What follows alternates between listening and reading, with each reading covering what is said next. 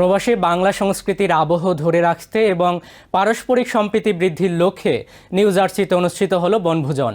মঙ্গলবার বৃহত্তর Noakhali society of new জার্সির উদ্যোগে আয়োজিত এই প্রাণবন্ত বনভোজন পরিণত হয় বাঙালির মিলন মেলায়।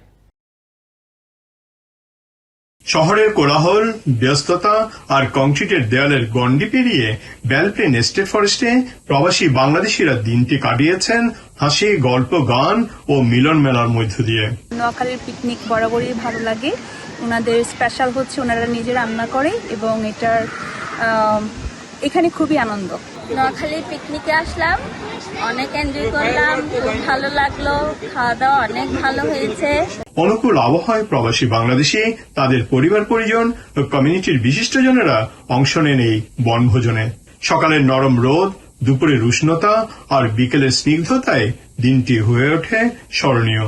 Spend time with your family and eat food with your family, and kids could have fun at the park. এই বনভোজনে বিভিন্ন আয়োজনের মধ্যে ছিল শিশু, পুরুষ ও নারীদের বিভিন্ন ধরনের খেলাধুলা। এছাড়া বনভোজনে বিভিন্ন ধরনের দেশীয় খাবারের আয়োজনও ছিল। দুপুরের খাবার শেষে শুরু হয় অংশগ্রহণকারীদের জন্য খেলাধুলা, সঙ্গীত অনুষ্ঠান ও বিনোদনমূলক আয়োজন। এই পিকনিকে যারা সহযোগিতা করছেন তাদেরকে আন্তরিকভাবে ধন্যবাদ। আগামী বছর ইনশাল্লাহ আরো ভালো পিকনিক আমরা উপহার দিতে পারবো। ছোটদের দৌড় প্রতিযোগিতা থেকে শুরু করে নারীদের বালিশ খেলা, সব আয়োজনেই ছিল প্রাণের ছোঁয়া।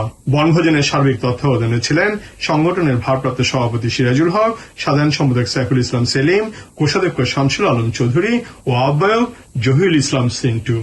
আমাদের নোয়াখালী সোসাইটি আজকের এই পিকনিকে সবাইকে অসংখ্য ধন্যবাদ আমাদের সাথে একত্রিত হওয়ার জন্য এবং সব প্রবাসী এখানে আজকে আনন্দ গণমুহূর্ত। অতিথিরা প্রবাসে এমন মিলন মেলার আয়োজনের ভূয়সী প্রশংসা করেন এবং ভবিষ্যতে এই ধরনের আয়োজন আরো বিস্তৃত করার আহ্বান জানান। নোয়াখালী পিকনিকে আসার জন্য আপনাদেরকে অসংখ্য ধন্যবাদ। আপনারা আসাতে আমরা অনেক খুশি হলাম। বৃহত্তর নোয়াখালী সোসাইটি অফ নিউ জার্সির ভারপ্রাপ্ত সভাপতি সিরাজুল হক, সাধারণ সম্পাদক সাইফুল ইসলাম সেলিম বনভোজন সফল হওয়ায় সংশ্লিষ্ট সবাইকে ধন্যবাদ জানান। গ্রেটার নোয়াখালী সোসাইটির আজকের পিকনিকে প্রাণের মেলা বসেছিল। প্রবাসীরা মেতে ছিলেন সুখ দুঃখের আলাপনে। তারা ফিরে গেছেন একরাশ সুখ স্মৃতি নিয়ে। Subrata Chowdhury, TVN24, Woodbine, New Jersey, America.